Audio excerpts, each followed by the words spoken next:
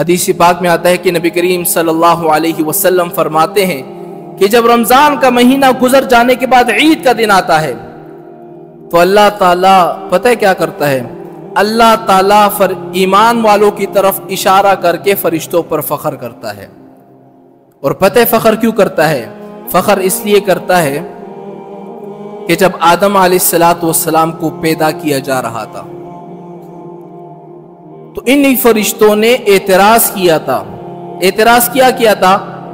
فرشتوں نے عرض کیا کہ اللہ اتجعل فیہا من یفسد فیہا ویسفک الدماء ونحن نسبح بحمدک ونقدس لک. فرشتوں نے اعتراض کیا کہ یا اللہ آپ مٹی کے اس پتلے کو پیدا کر رہے ہیں جو زمین میں جا کر فساد مچائے گا، خون ریزیاں کرے گا، ایک دوسرے کو قتل کرے گا. ہم آپ کے عبادت کے لیے کافی ہیں. پتہ ہے آگے سے اللہ تعالیٰ نے کیا ارشاد فرمایا؟ اللہ نے آگے سے فرمایا انی اعلم ما لا تعلمون. اس مخلوق کے بارے میں وہ باتیں جانتا ہوں جو تم نہیں جانتے. میں جانتا ہوں کہ اس مخلوق کے اندر اگرچہ میں نے فساد کا مادہ ڈالا ہے، فساد پھیلانے کی صلاحیت ان کے اندر اگرچہ موجود ہے، لیکن ان سب چیزوں کے باوجود جب یہ مخلوق میرے حکم کی تعمیل کرے گی، میری بندگی اور عبادت کرے گی، اللہ فرماتے ہیں کہ یہ بندے تم فرشتوں سے آگے بڑھ جائیں گے. اب ہم انسان ہیں، فرشتوں سے کیسے آگے بڑھ سکتے ہیں؟ فرشتوں سے کیوں آگے بڑھ جائیں گے؟ فرماتے ہیں فرشتوں سے، اللہ تعالیٰ فرماتے ہیں فرشتوں سے کہ میں نے تمہارے اندر فساد کا مادہ ہی نہیں رکھا. تم اگر گناہ کرنا چاہو تو گناہ نہیں کر سکتے.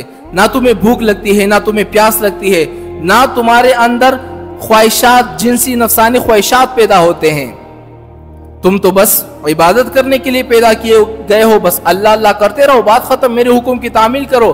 لیکن یہ بندہ، اس کو بھوک بھی لگ رہی ہوگی، پیاس بھی لگ رہی ہوگی، اور جب میں اس اپنے بندے سے کہوں گا کہ مت کھانا، مت پینا، تو یہ میرے حکم کے نتیجے میں سارا دن بھوکا رہے گا، پیاسا رہے گا.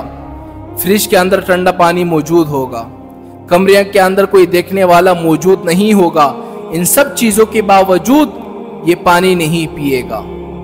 میری ڈر کی وجہ سے، میری عظمت کا خیال رکھنے کی وجہ سے یہ سارا دن اپنے اونٹوں کو خشک کیے ہوئے ہوگا. اس صفت کی وجہ سے اللہ فرماتے ہیں فرشتوں سے انسان تم سے آگے بڑھ جائیں گے.